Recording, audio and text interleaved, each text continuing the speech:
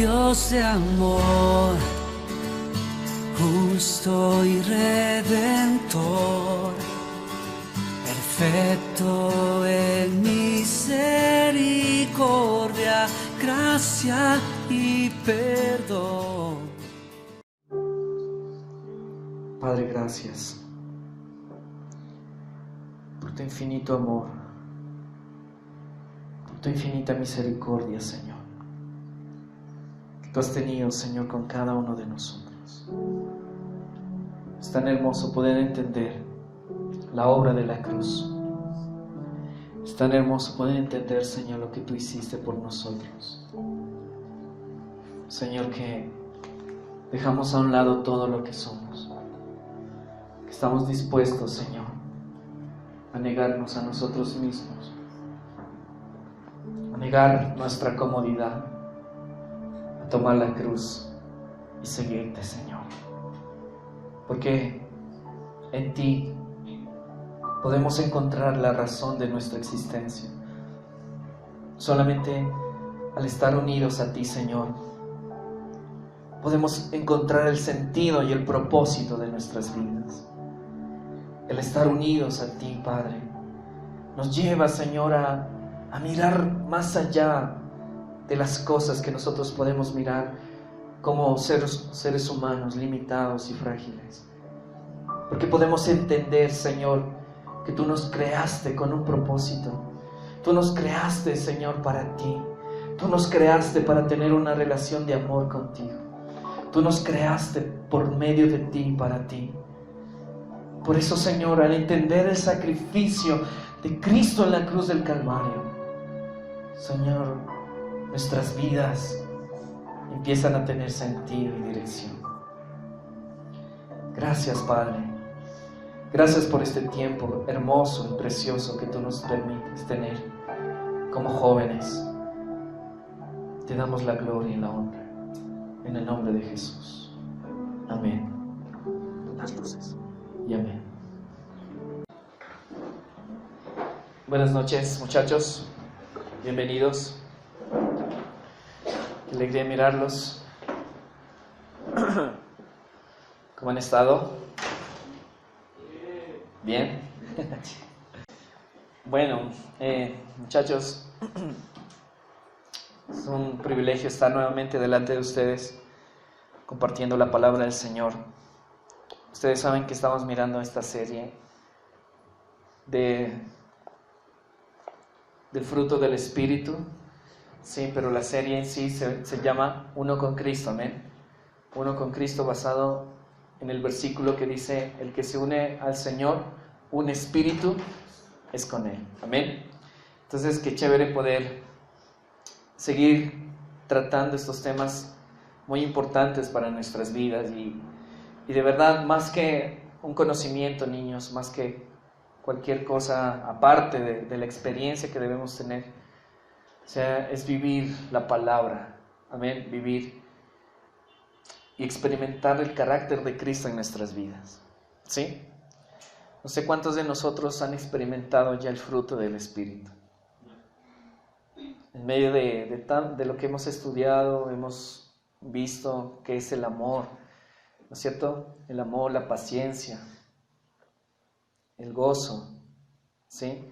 3 vamos a estar hablando: amor, gozo, paz, paciencia. Llevamos 4 virtudes de lo que es el fruto del Espíritu, ¿sí? Y cada uno de nosotros debe de verdad mirar qué fruto estamos dando, muchachos, amén. Ayer tuvimos la oportunidad de asistir a un seminario de la familia con Fer en Ibarra y fue de mucha bendición. Estaba muy contento porque aún existen hombres de Dios que tienen claro el centro de su predicación, y yo quedé muy desafiado con este pastor porque mirábamos con Fer que era un hombre muy centrado en la palabra, amén, y no en otras cosas que hoy se miran en la iglesia del Señor. Y algo que nos asustó con Fer era unas estadísticas de aquí del Ecuador, de acuerdo a la familia, ¿sí? Imagínense que de cada 10 familias, 7 familias cristianas, evangélicas, que van a una iglesia, de cada 10 familias, 7 viven una violencia intrafamiliar.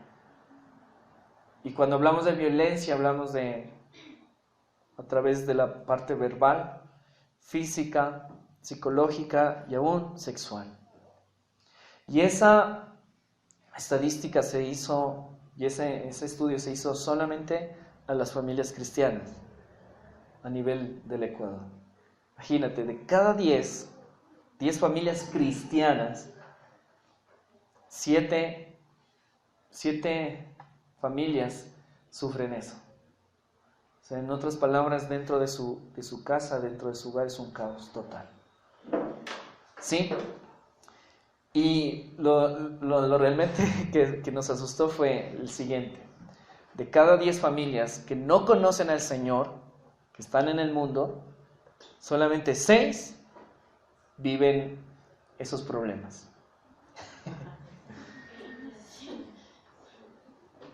¿Te imaginas? En las familias cristianas, 7 de cada 10 familias. Y en las familias del mundo que no conocen la palabra, que no saben nada del Señor, solamente 6 familias sufren de esta violencia intrafamiliar. Y en lo que yo me refiero, como les mencionaba, violencia verbal, violencia física, psicológica, aún sexual, que eso a mí me asustó mucho. ¿Sí? Y según las estadísticas, en Guayaquil, el consumo de droga, en este tiempo, ya los muchachos consumen desde los 9 años en adelante. Y a los 11 años ya son adictos a las drogas. ¿Sí? Entonces el pastor nos mencionaba, bueno, entonces, ¿qué estamos haciendo? Como iglesia, ¿qué está pasando? ¿Sí? ¿Qué está pasando dentro de la familia? ¿Qué está pasando dentro de la iglesia del Señor? Porque, ¿cómo es posible? Mencionaba un versículo que dice que cuando uno está en Cristo, ¿cierto? La palabra declara, cuando tú estás en Cristo, tú eres una nueva creación y que todas las cosas viejas han pasado y todas son hechas nuevas. ¿Amén? Cuando una persona realmente se ha encontrado con Cristo y con su palabra, nunca, jamás va a ser igual. Jamás. ¿Sí? Jamás. No podemos decir que nosotros conocemos al Señor y seguimos siendo las mismas personas. Entonces es algo muy alarmante porque eso está pasando en la iglesia del Señor. Y yo pienso que una de las consecuencias es la falta de la palabra en las iglesias. La iglesia está así porque los pastores están así. La iglesia no conoce a Dios porque hay muchos pastores que no conocen a Dios, que no dedican tiempo de calidad a buscar la presencia y la palabra de Dios, que es su principal responsabilidad. Y vemos muchos pastores que son hombres de negocios más que hombres de Dios. Y están haciendo eventos tras eventos, miles de cosas, miles de actividades, con tal de tener contenta a las personas y con tal de que la gente esté ahí fascinada con los shows y con los espectáculos que se van dentro de tantas iglesias. Pero miras el núcleo, el problema, la raíz del problema, y nos damos cuenta de estas estadísticas de que de cada 10 familias, 7 viven violencia intrafamiliar. Esta es una vergüenza para nosotros como cristianos. Y nosotros ayer nos enteramos y eso se publicó un libro que se llama Detrás de las puertas o entre puertas, algo así. Y no me lo regalaron. Nos regalaron otro, pero ese lo queríamos con Fer. Pero bueno. Y eran estadísticas reales de lo que está pasando dentro de nuestro país. Entonces, muchachos, eso a nosotros de verdad nos alarmó mucho porque, o sea, se supone que como cristianos nosotros debemos marcar la diferencia. Debemos ser diferentes. Y no porque tú te portes bien o porque te rehusas a hacer cosas que tus amigos no lo hacen, sino simplemente porque Cristo es el centro de tu vida. Amén. Porque Cristo verdaderamente está gobernando tu corazón. Porque de lo contrario, muchachos, solo somos simples religiosos y que nos hemos cambiado de una religión a otra. Y eso es lo que mencionaba el pastor. Sí, estamos muertos. No hay nada de la vida de Cristo en nosotros. Y eso es muy grave porque la familia es muy indispensable dentro de la iglesia. Es muy importante. No solamente dentro de la iglesia, sino dentro de la sociedad también. Y muchachos, sí, yo pienso que de verdad el Señor ha sido muy bueno con ustedes, porque por gracia de Dios hemos estado tratando acerca de estos asuntos de la familia. Y como yo le decía a Fer, cuando ya veníamos acá en el bus, yo le decía, tú estás ya más que capacitado para que empieces tu tiempo de oración, pidiéndole al Señor quién va a ser tu ayuda idónea. ¿Sí? Ya estás muy capacitado. Y cuando veníamos en el bus, rematamos con un mensaje del Evangelio y la familia, que eso nos acabó más. ¿Sí? Entonces fue una linda bendición. Yo estoy muy agradecido con el Señor. Y yo sobre todo porque yo me admiraba de cómo Él cuida de nosotros. Sí, cómo cuida de la palabra que nosotros escuchamos. Entonces fue un desafío muy chévere que nos permitió el Señor tener el día de ayer, pero también con una alarma, ¿no es cierto? Como algo que tenemos que despertarnos, muchachos. ¿Sí? Ustedes van a ser, si el Señor aún no viene, ustedes van a ser sus futuros padres, van a ser las futuras ayudas idóneas, futuras madres. Y si ustedes no tienen fundamentos bíblicos, no tienen fundamentos en la palabra de Dios, y hoy, ahorita, como jóvenes, no viven la palabra, entonces es muy difícil que ustedes vivan la palabra cuando ya se casen. Amén. Cuando ya se casen es otro cuento, muy grave, de una responsabilidad tremenda. ¿Sí? No es un chiste el matrimonio. Pero qué bueno, muchachos, que el Señor los está capacitando con su palabra. Les está instruyendo para que ustedes puedan formar hijos y puedan formar una nueva generación bíblicamente. Y eso es algo que Él nos amonestaba, a vivir la palabra. Que de verdad la suficiencia de la palabra sea una realidad en nosotros como cristianos.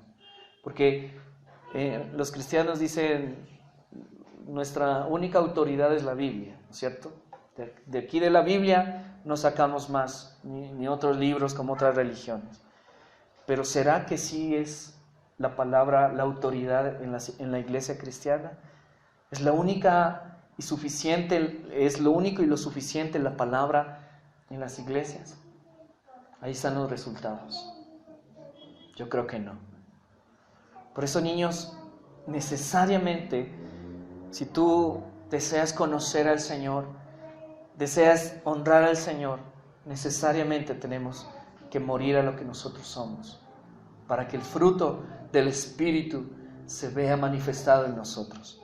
Porque si no se está viendo el fruto del Espíritu, es porque tú no te estás relacionando con el Señor, porque no estás siendo uno con Cristo. Y si no estás siendo uno con Cristo, entonces estás lejos del Señor, no tienes comunión con el Señor. Y si no tienes comunión con el Señor, en otras palabras, estamos muertos espiritualmente. Estamos muertos, porque el único que le da vida a un corazón se llama Jesucristo, a través de su Espíritu. Amén. Por eso yo les preguntaba, ¿cómo van? O sea, ¿cómo están experimentando el fruto del Espíritu en sus vidas? Porque si no lo estamos haciendo, simplemente nos estamos convirtiendo en religiosos amargados, reprimidos. Amén. Y eso de verdad el Señor no quiere para nuestras vidas. No lo desea. El Señor quiere en ustedes ver a Cristo, formar a Cristo en ustedes como jóvenes, como jovencitas. Y en su manera de vivir, manifestar a Cristo, la gloria de Cristo a las personas que tanto lo necesitan. Amén. Porque de verdad es un llamado de atención que el Señor nos está haciendo a nosotros en este tiempo y para mí especialmente, y yo creo que también para Fer, estas estadísticas de verdad nos asustaron mucho. ¿Sí? Bueno, entonces, entrando ya al tema, hoy vamos a estudiar la siguiente virtud del fruto del Espíritu, que se llama benignidad. Miremos por favor Gálatas capítulo 5, que lo hemos estado tocando bastante en este tiempo. Gálatas capítulo 5, verso 22 y 23.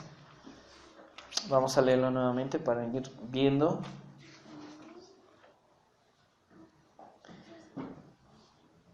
La palabra del Señor. Miren, mas el fruto del Espíritu es amor, es gozo, paz, paciencia, benignidad. ¿Sí? Benignidad. Muy bien, también abramos nuestras Biblias, vamos a Colosenses, capítulo 3, Efesios, Filipenses, Colosenses, capítulo 3, verso 12.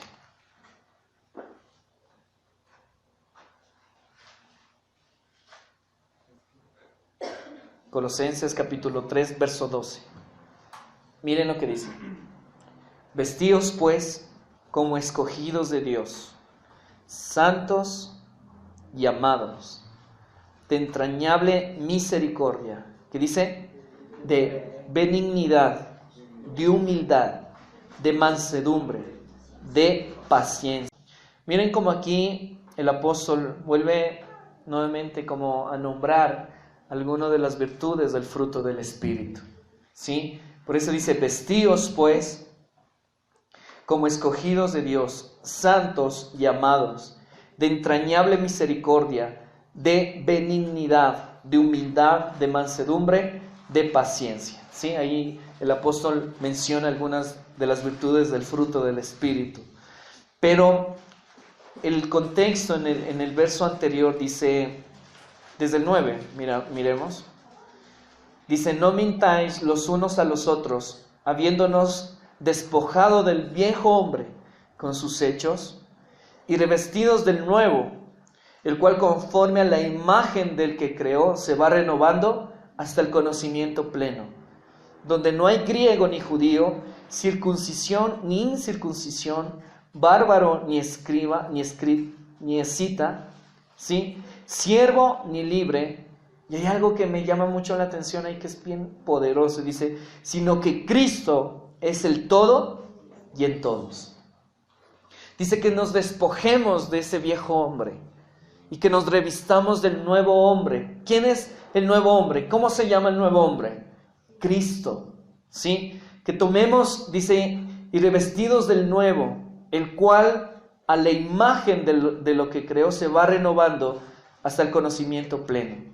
Y luego dice, donde no hay griego ni judío, circuncisión ni circuncisión, bárbaro ni escita, sino siervo ni libre, sino que Cristo es el todo y en todos. Es bien importante. ¿Sí? Nosotros, por nuestra propia capacidad, ni por nuestra propia humanidad, es imposible que nosotros podamos dar el fruto del Espíritu. Eso ya lo hemos estudiado. Es imposible para nosotros. Por ejemplo, un árbol de manzanas, decirle, tienes que dar moras, ¿sí? Al árbol de manzanas tú no le puedes obligar a que dé otro fruto, ¿sí? Al árbol de manzanas, ¿qué va a dar? Manzanas, ¿no es cierto? ¿Y se esfuerza por dar manzanas? No, es algo natural en el árbol, ¿sí? De igual manera pasa en nosotros.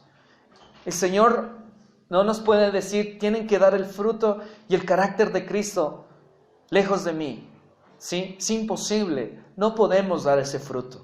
Por eso el Señor nos ha dado de su Espíritu, nos ha dado de Cristo, nos dio a Cristo en la cruz del Calvario, para que a través de esa relación con Cristo, ahora sí podamos dar el fruto del Espíritu que el Padre desea. O sea, no hay ninguna justificación. ¿Sí? Si tú tienes a Cristo en tu vida, es algo natural que tú vas a dar el fruto. ¿Sí? Es algo natural. Por eso dice que Cristo debe ser el todo y en todos. Cristo debe ser todo para ti. Cristo debe ser lo suficiente para ti. Si no es Cristo el todo para ti, entonces no podemos, es imposible dar el fruto del Espíritu. ¿Sí? Y luego ya el apóstol menciona, vestíos pues como escogidos de Dios. Dice, santos y amados de entrañable misericordia, y ahí nombra el fruto que vamos a estudiar en esta noche, la virtud que dice de benignidad. ¿Sí?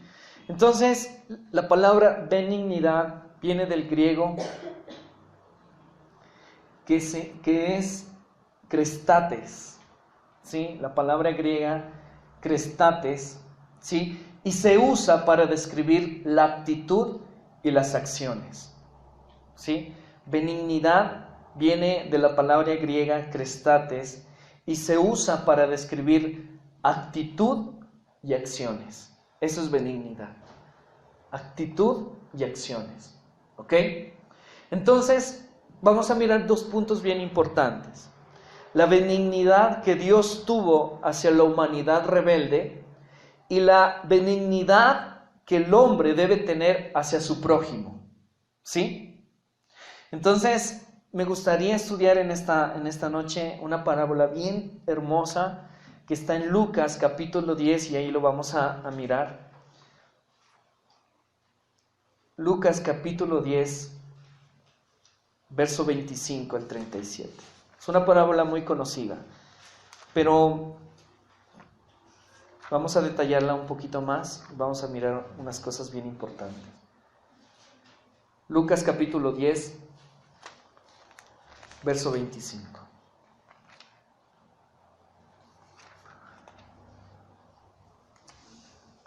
Entonces, vuelvo y le repito, la benignidad, sí, viene de la palabra griega crestates y se usa para describir la actitud y las acciones, ¿sí? Y la benignidad está manifestada en Dios hacia la humanidad y también se debe manifestar del hombre que conoce a Dios hacia su prójimo. ¿Ok? Entonces, miremos Lucas capítulo 10, verso 25. Dice, he aquí un intérprete de la ley se levantó y dijo para probarle, Maestro, ¿haciendo qué cosa heredaré la vida eterna? Él le dijo, ¿qué está escrito en la ley? ¿Cómo lees? Aquel respondió y dijo, amarás al Señor tu Dios con todo tu corazón, y con toda tu alma, y con todas tus fuerzas, y con toda tu mente, y a tu prójimo como a ti mismo. Y le dijo, bien has respondido, haz esto y vivirás. Pero él, queriendo justificarse a sí mismo, dijo a Jesús, ¿y quién es mi prójimo? Respondiendo Jesús dijo, un hombre descendía de Jerusalén a Jericó y cayó en manos de ladrones, los cuales le despojaron e hiriéndole se fueron dejándole medio muerto. Aconteció que descendió un sacerdote por aquel camino y viéndole pasó de largo. Asimismo un levita, llegando cerca de aquel lugar y viéndole, pasó de largo. Pero un samaritano que iba de camino vino cerca de él y viéndole fue movido a misericordia y acercándose vendó sus heridas, echándoles aceite y vino y poniéndole en su cabalgadura. Lo llevó al mesón y cuidó de él. Otro día, dice, al partir, sacó 2 denarios y los dio al mesonero y le dijo, cuídamele y todo lo que gaste de más, yo te lo pagaré cuando regrese. ¿Quién pues de estos 3 te parece que fue el prójimo del que cayó en manos de los ladrones? Él le dijo, el que usó de misericordia con él. Entonces Jesús le dijo, ve y haz tú lo mismo. ¿Sí? Entonces aquí miramos una parábola bien hermosa que el Señor le da como una explicación bien chévere a este hombre, intérprete de la ley. Dice, verso 25 dice: he aquí un intérprete de la ley se levantó y dijo para probarle, ¿sí? Maestro, ¿haciendo qué cosas heredaré la vida eterna? ¿Quién era un maestro de la ley? Un maestro de la ley era una persona que interpretaba la ley, era un experto en la ley de Moisés, ¿sí? Era una persona que había estudiado, que se había capacitado en toda la ley que el Señor le dio a Moisés, ¿sí? Y viene este hombre con una actitud, creo que muy prepotente, una actitud muy orgullosa, ¿no es cierto? Que dice que venía un hombre, he aquí un intérprete de la ley, dice, se levantó y dijo para probarle. Entonces él se creía el, ¿no es cierto?, el muy, ¿sí? El sábelo todo, ¿sí? Entonces dijo, bueno, yo me sé toda la ley, yo estudié toda la ley.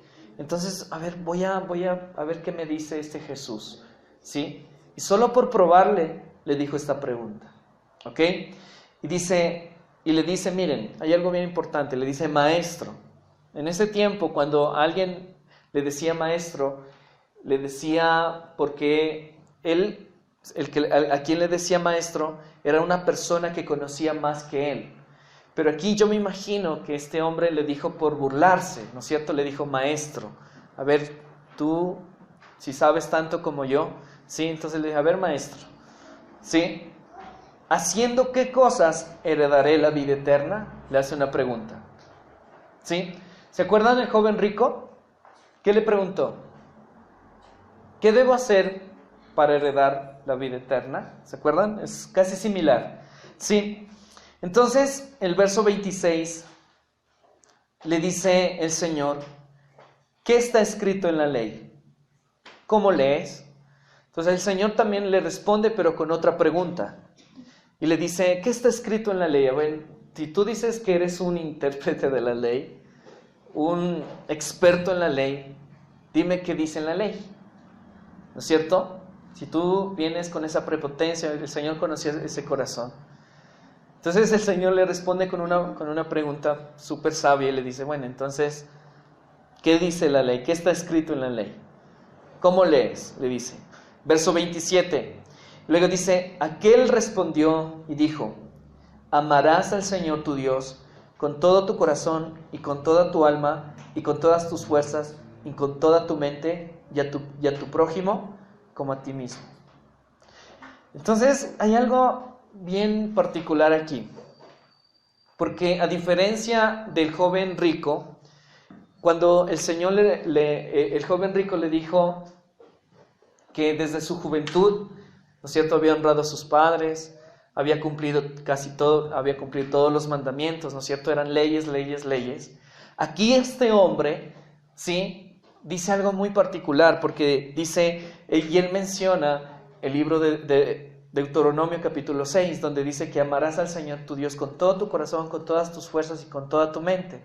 O sea, la respuesta que le dio este hombre era una respuesta correcta, ¿no es cierto? Porque toda la ley se resumía en ese mandamiento, llamarás a tu prójimo como a ti mismo, ¿sí? O sea, este hombre la tenía bien clara, o mínimo también escuchó a Jesús decir eso, ¿sí? Y por eso este hombre le dice, amarás al Señor tu Dios con todo tu corazón y con toda tu alma, con todas tus fuerzas, con toda tu mente y a tu prójimo como a ti mismo. O sea, le dio una respuesta clara, o sea, una respuesta correcta, ¿sí? Pero el Señor sabía su corazón. Sabía que este hombre solamente le dijo esas palabras para probarle, para hacerlo caer a Jesús. Pero estaba muy equivocado, ¿cierto? Luego el verso 28, el Señor, y le dijo, bien has respondido, mira, haz esto y vivirás. Entonces Jesús le dijo, listo, o sea, tu respuesta es correcta. Entonces, haz esto, o sea, ama al Señor con todo tu corazón, con todas tus fuerzas, y a tu prójimo como a ti mismo, y vivirás. ¿Sí? Entonces, el verso 29 dice, pero él, queriendo justificarse a sí mismo, dijo a Jesús, ¿y quién es mi prójimo? ¿Por qué dice eso? ¿Por qué piensan que dice eso? ¿Por qué se quiere justificar?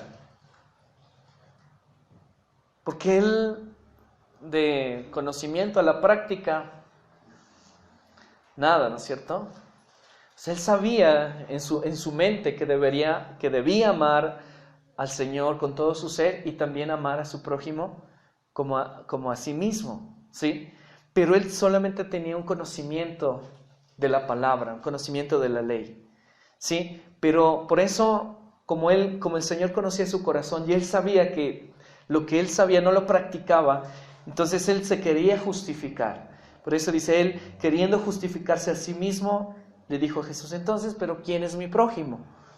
Para yo amarlo, ¿sí? ¿Quién es mi prójimo? A ver, muéstrame para yo amarlo, ¿sí? Y aquí, respondiendo, Jesús le dice, y le cuenta una parábola, una historia.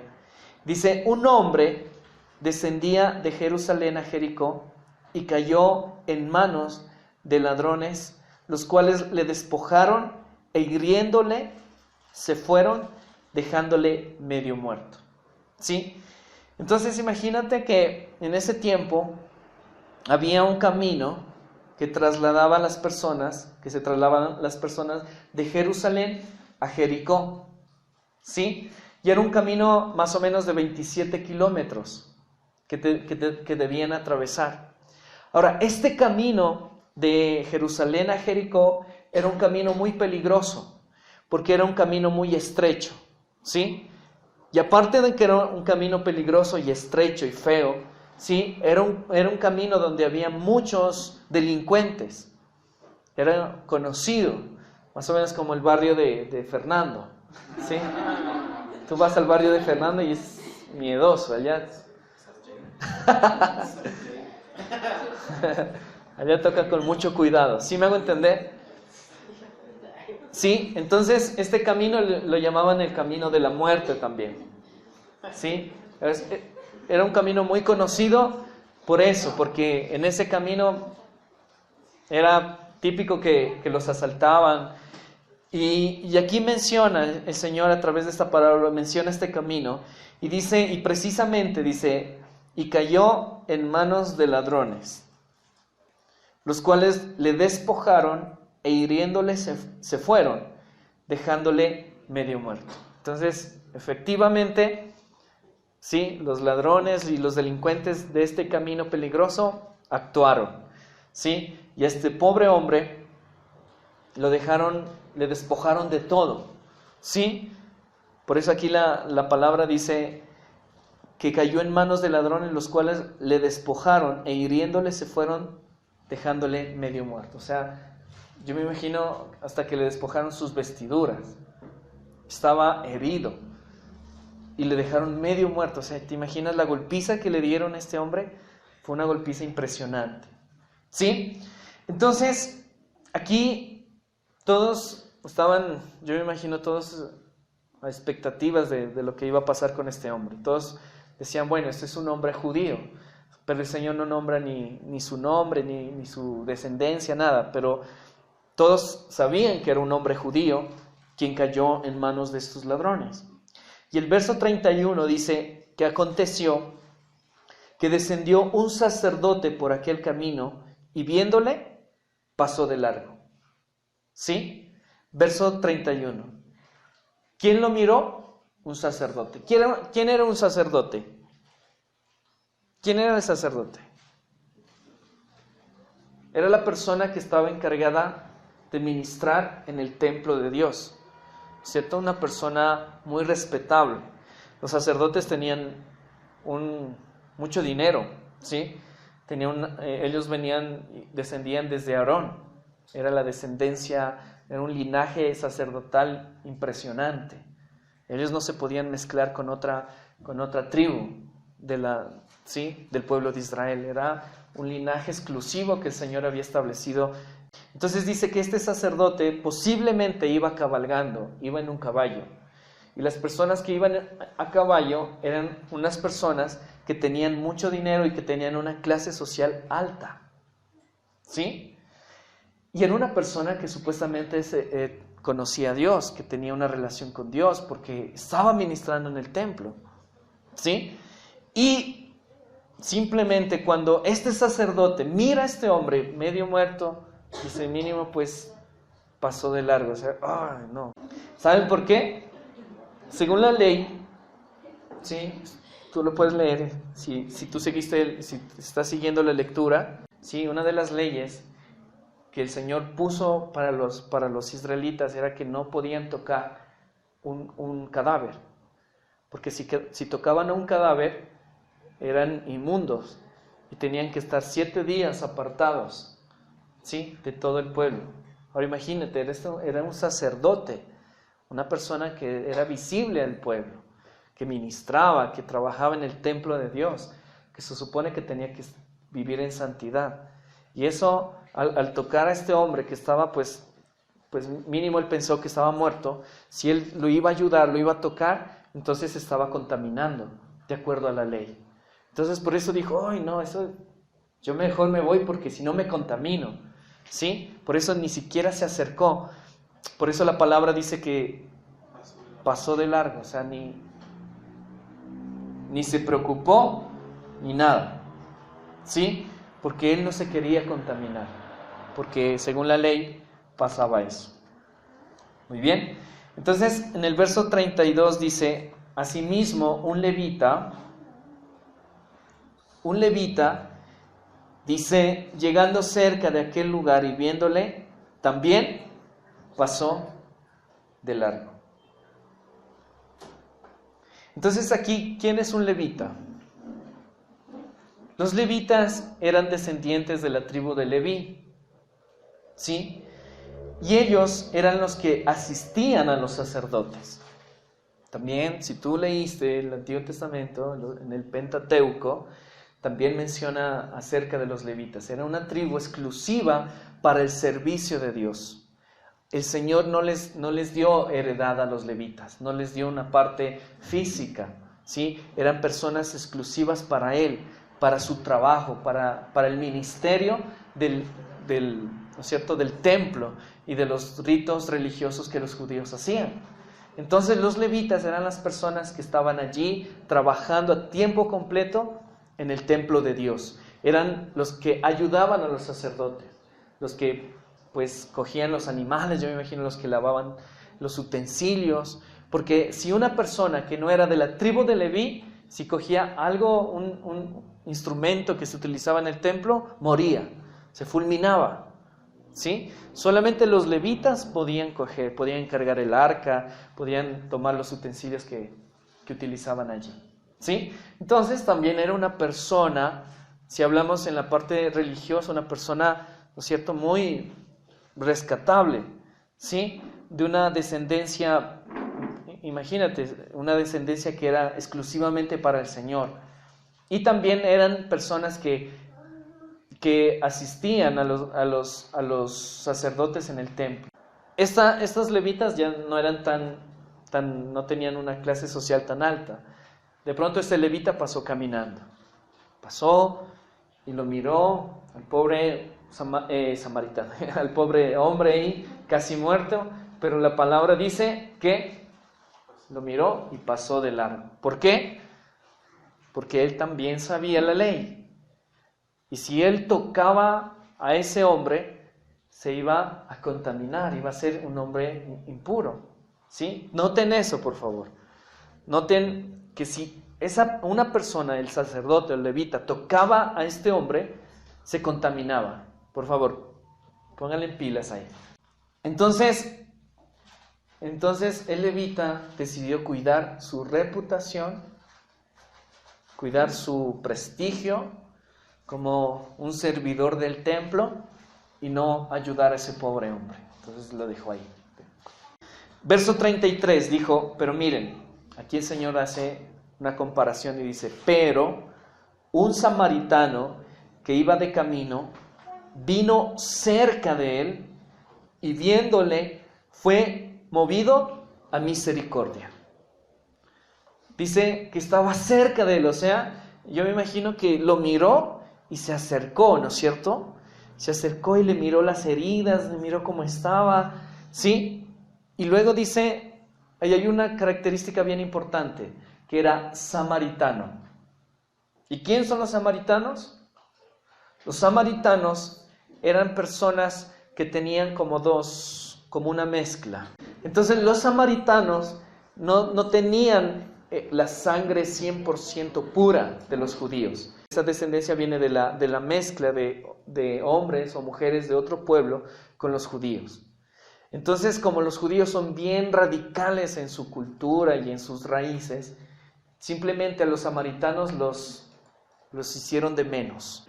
Tú puedes leer ahí en Juan capítulo 4, cuando el Señor se acerca a una samaritana y la samaritana le dice, tú siendo judío me pides a mí de beber, o sea, se sorprendía, ¿sí? Entonces aquí, imagínate, un samaritano que era enemigo de los judíos, que era menospreciado por los judíos, ayuda a un judío, que era el que estaba ahí casi muerto.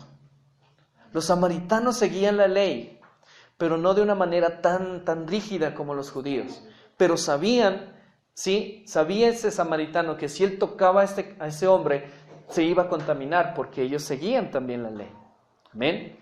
Entonces, ¿pero qué pasa con ese samaritano? Miren lo que él hace. Pero un samaritano dice que iba de camino, vino cerca de él. Los otros dos personajes, los otros dos hombres que hicieron, lo miraron y se fueron de lejos. Pero este samaritano dice que iba de camino, se acercó a él. O sea, vino cerca de él y miró sus heridas y todas las cosas que le hicieron a este hombre. Ojo, noten, el que estaba en el piso casi muerto era un judío y el que lo ayudó fue un samaritano, ¿cierto? Y luego dice, y viéndole, o sea, viendo todo lo que le hicieron, las heridas, los moretones y todo, fue movido a misericordia. Entonces aquí hay algo muy importante que entender. Sigamos. Y luego dice, y acercándose, o sea, ya él tocó a este hombre, y acercándose dice que él vendó sus heridas y echándoles aceite y vino. ¿Sí? El aceite y el vino se utilizaba en ese tiempo para vendar las heridas de las personas. Eran como una especie de cicatrizante, ¿sí? Como hoy pones una pomadita, en ese tiempo se ponían aceite y vino. Y dice, y poniéndole en su cabalgadura, no era un caballo, ¿sí? Sino era un burrito, se utilizaban los burritos, lo llevó al mesón y cuidó de él. Un samaritano, que era un desconocido, lo pone en su cabalgadura, lo pone en un mesón, ¿y qué dice? Cuidó de él.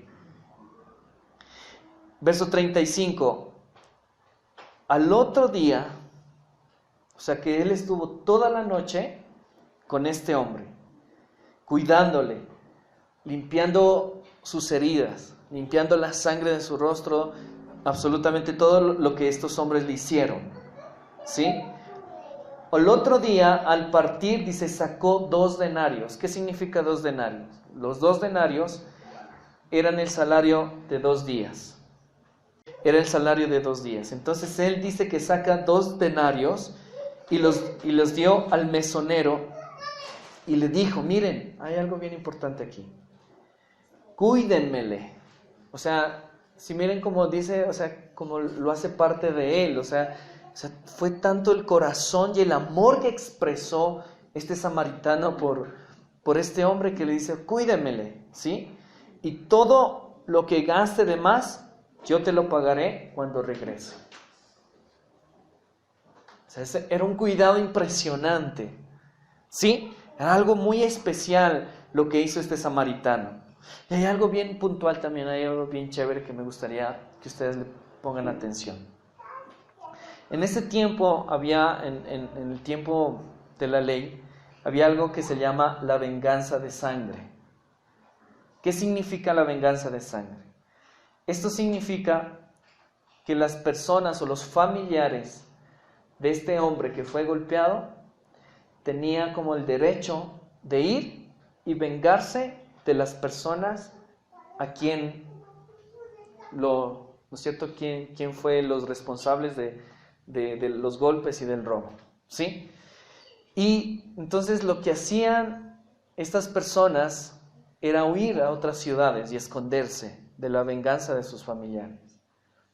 Entonces imagínate si un hombre familiar, una persona, una familia de este hombre que fue golpeado, ¿sí?, se hubiese enterado.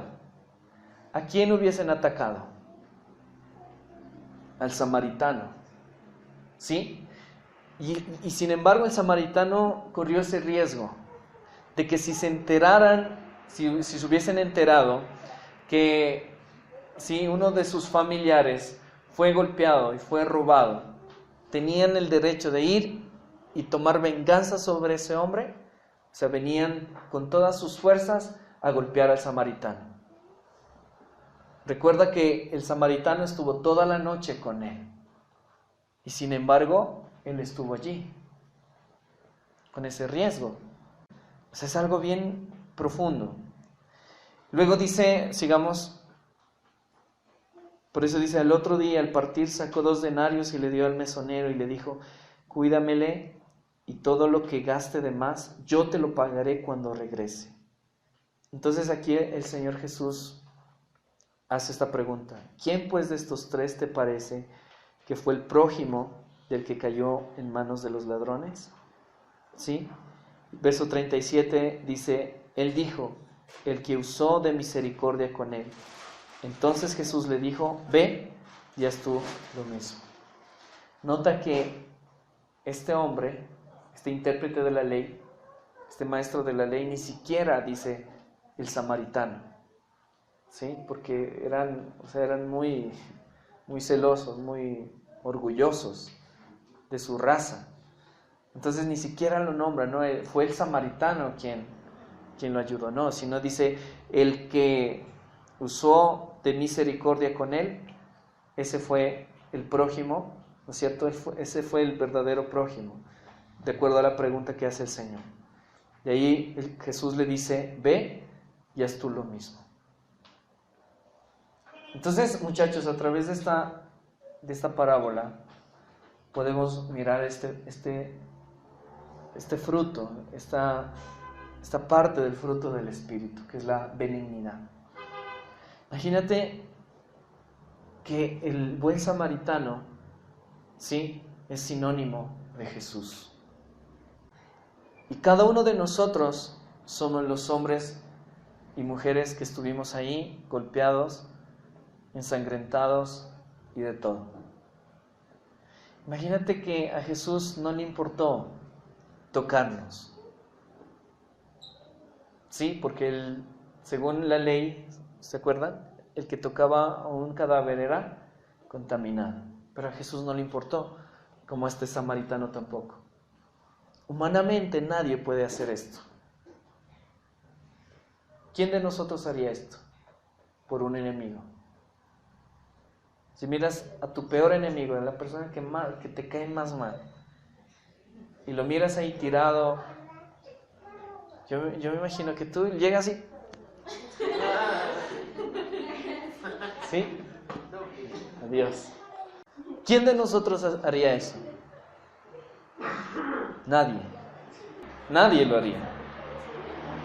Pero imagínate que Jesús lo hizo por ti. O sea, la benignidad se la demuestra en acción. ¿Sí? La benignidad se la demuestra en actitudes, muchachos. Dios demostró su amor para nosotros entregando a su Hijo en la cruz del Calvario. Lo demostró, lo mostró. Por eso dice en Romanos, ¿sí? Dice, mas Dios muestra su amor, o sea, expresa su amor, en que aún siendo pecadores, Cristo murió por nosotros. Entonces, de la misma manera como Dios tuvo misericordia por ti y por mí, ahora tú, con la vida de Cristo, Él desea que tú también tengas benignidad con tu prójimo, con las personas que están a tu lado. Por ejemplo, Jesús no le importó mancharse con la suciedad del pecado que había en nosotros. ¿Sabes lo que significa el vino y el aceite? El vino representa la sangre de Cristo y el aceite la unción del Espíritu Santo. Con su sangre el Señor sanó las heridas de nuestro corazón, sanó las heridas de nuestro pasado, limpió nuestra maldad y nuestra suciedad. Y con la unción de su Espíritu nos ha dado ahora el poder para poder tener ese carácter maravilloso de su Hijo, de Cristo, a través de su Espíritu. Nosotros éramos pobres pecadores, viles, que estábamos muertos en nuestros delitos y en nuestros pecados, sucios, llenos de maldad. Para el sacerdote eso le causó repugnancia ver a ese hombre ahí. A el levita igual, dijo, no, eso, si yo lo ayudo, yo me voy a contaminar porque yo soy santo. Pero a Jesús, el Rey del universo, amén, no le importó absolutamente nada de nuestra suciedad. Y Él nos toma en sus brazos, nos venda las heridas, limpia nuestra maldad con su sangre y nos da su Espíritu para poder vivir conforme a su palabra. Eso es benignidad, muchachos. Y si Cristo hizo eso por ti, ahora nuestra responsabilidad es hacer lo mismo con las personas que tanto lo necesitan. Tú miras a tus compañeros y míralos de esa manera. Si miras a un compañero que no tiene a Cristo en su corazón, tú tienes que mirar allí a un cadáver espiritualmente, a una persona que necesita de tu ayuda, que necesita de Cristo. Porque si esa persona se muere, esa persona se va a ir al infierno por la eternidad. Y si Dios te puso en ese lugar para que tú le hables del Señor, le sanes las heridas, le vendes las heridas, y si tú no lo has hecho, entonces déjame decirte, ¿qué estamos haciendo acá? Si el Señor hizo por ti, el Señor lo hizo por ti, hoy el Señor también nos llama a demostrar su amor a las demás personas. Por eso cuando este maestro de la ley le dice cuando Jesús le dice, bueno, ¿qué está escrito en la ley? Y él le dice, amarás al Señor tu Dios con todo tu corazón, con toda tu alma, y a tu prójimo como a ti mismo. El Señor le dice, estás en lo correcto. Pero amar a tu prójimo como a ti mismo significa hacer esto. Amén. Significa que tú estés dispuesto a todo por la persona a la cual el Señor te ha puesto en tus manos. O sea, es algo que en tus propios esfuerzos es imposible. Por eso, si miramos la definición de benignidad, la benignidad dice, se describe en actitud y acción. No solamente de labios, sí, yo amo a mis amigos. Ya, ¿sí? Si tú dices amar a tus amigos, entonces tú tienes que presentarle lo mejor. Y lo mejor se llama Jesucristo. Amén. Si tú dices amar a tus padres, y si tus padres no conocen al Señor, tú tienes que presentarles a tus padres lo mejor. Y lo mejor se llama Cristo. Y no solamente en bla, bla, bla, bla, sermoneándolos y sermoneándolos todo el día. No. La mejor manera para que tú muestres el amor es a través de las actitudes. Cómo tú eres con tus padres. Cómo eres con tus compañeros. Cuando tus compañeros están tristes, ¿tú te les burlas? ¿Te les ríes? Así los miras ahí derrotados, ensangrentados, hablando espiritualmente. Y tú a más de eso le sigues dándole con burlas, ¿sí? Es que, muchachos, ustedes si de verdad tuviéramos todos la capacidad de mirar solamente el corazón de esas personas, miraremos que dentro de sus corazones hay basura, hay dolor, hay soledad, hay un grito de desesperación por el Señor. Por eso ellos hacen lo que hacen, porque quieren tratar de buscar cualquier manera para aliviar el dolor que hay en su corazón. Entonces lo hacen a través de las drogas, lo hacen a través de la pornografía, lo hacen a través de tantas cosas que el diablo ha inventado para derrotar y para destruir a la juventud. Pero nosotros, muchachos, que hemos sido limpiados por ese buen samaritano que se llama Jesucristo, ahora nuestro deber y nuestra responsabilidad es expresar ese carácter a las demás personas, solamente a través de actitudes y de acciones. Cuando un compañero, la personita que no es, a veces sí hay personas difíciles, ¿sí o no? Siempre, no falta, ¿cierto? Uno en el curso. A esa personita muéstrale el amor del Señor. Aunque para ti humanamente es una persona difícil, imagínate que por esa persona Cristo entregó su vida en la cruz del Calvario. Amén. O sea, por eso nosotros no podemos ser como este sacerdote y este levita. No, solo el Señor murió por mí y yo soy santo y no me puedo contaminar. No, esa personita que menos pensamos y que nos cae de pronto mal, Cristo murió en la cruz del Calvario por esa persona. Y cuando tú entiendes eso, entonces tú empiezas a tener misericordia, benignidad por esas personas. Amén. Entonces, como les decía al principio, si nosotros no estamos dando este fruto, estamos perdiendo nuestro tiempo.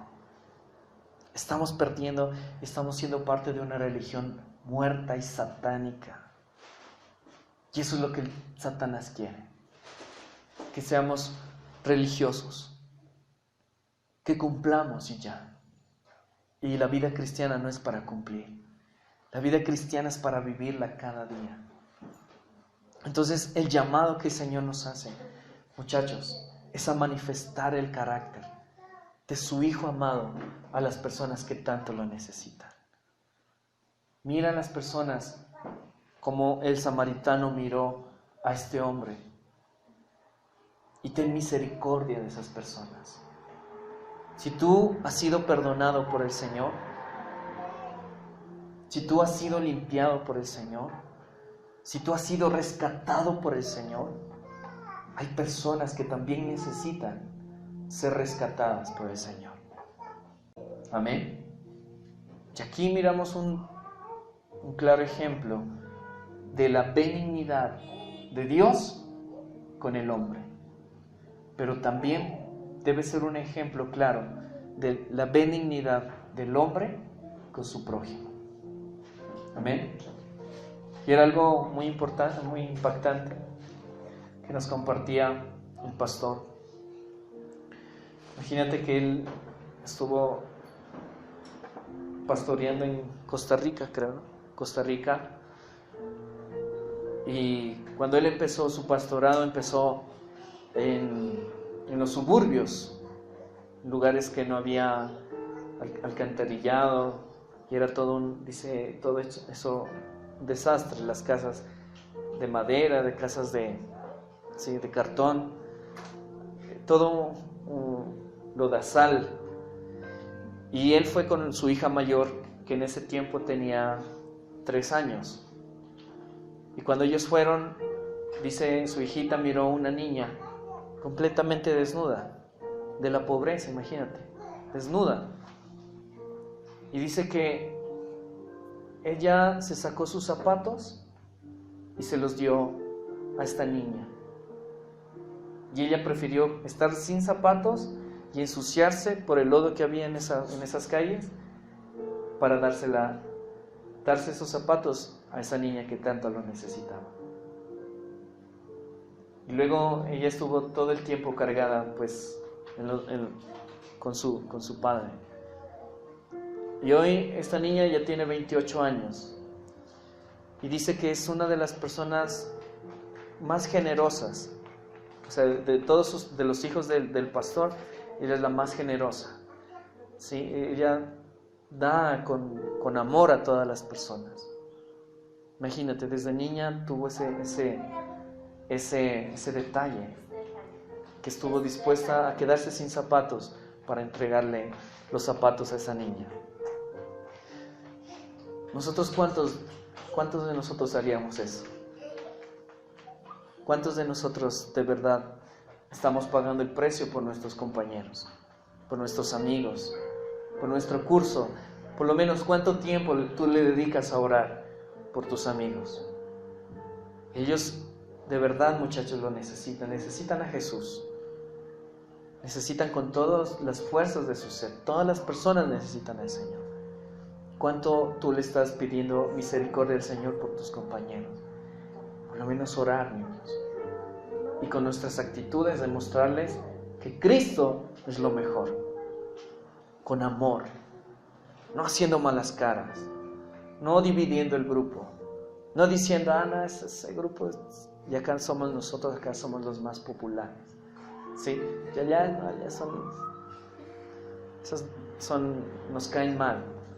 No, sino al contrario, cuando haya división en tu curso, o sea, tú seas la persona que los lleve a tener unidad, aún dentro de tu curso. ¿Cómo puedes lograr eso?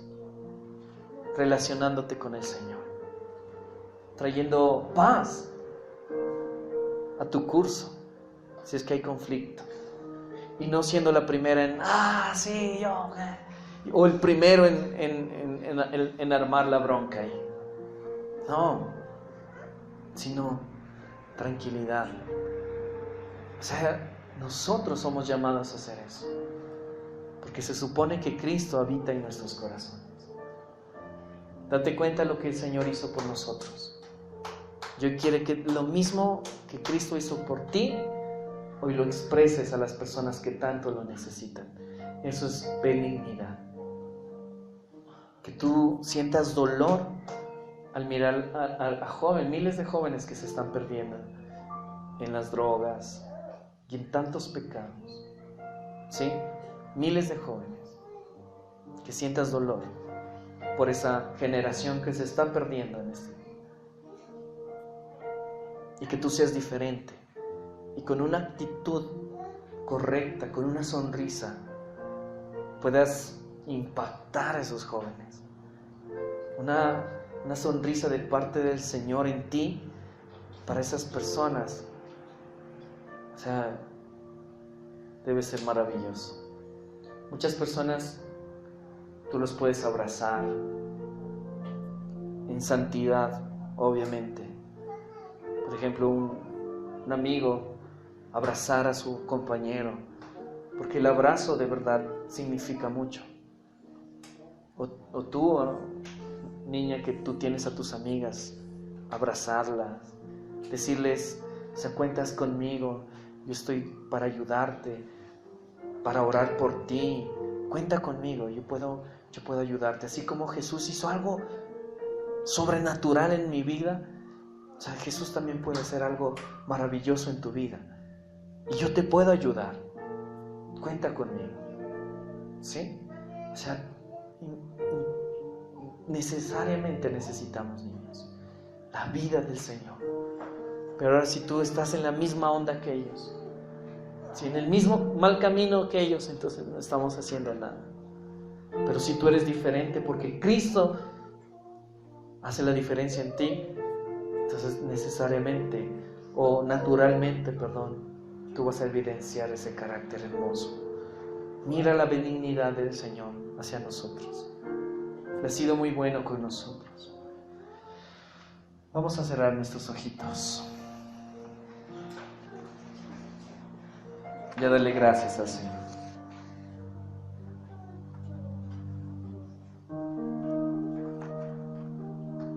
Gracias, Señor, por ese carácter hermoso que tú tienes, que has sido bueno, has sido hermoso con nosotros. No te importó la suciedad que había en nosotros, del pecado. No te importó nada, Señor. No miraste nada. Simplemente nos tomaste entre tus brazos. Vendaste nuestras heridas. Limpiaste nuestras heridas con tu sangre. Y nos diste de tu Espíritu. Hoy tu Espíritu nos consuela. Hoy tu Espíritu nos capacita. Hoy tu Espíritu nos enseña cada día a vivir por ti y para ti, Señor. Y hoy tú deseas también que esa benignidad la demostremos a las personas que tanto lo necesitan. Si Dios te ha puesto en el lugar donde tú estás, no es coincidencia.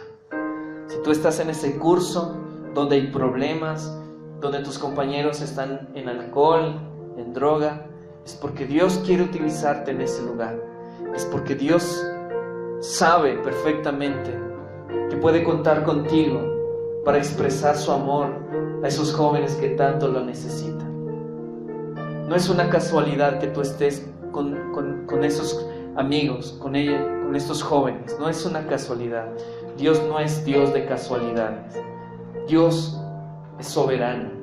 Y si Él te puso en ese lugar, te puso para que tú manifiestes la gloria de Cristo a través de tus actitudes, a través de tu manera de hablar y a través de tu testimonio. Porque Cristo habita en ti. Porque Cristo debe ser lo más importante en nuestras vidas. Es por eso que el Señor está tan enojado con su pueblo, con su iglesia. Está indignado el Señor porque no estamos haciendo la obra que el Señor nos mandó a hacer. Porque los hogares aún de su propia iglesia están destruyéndose. No puede ser, muchachos.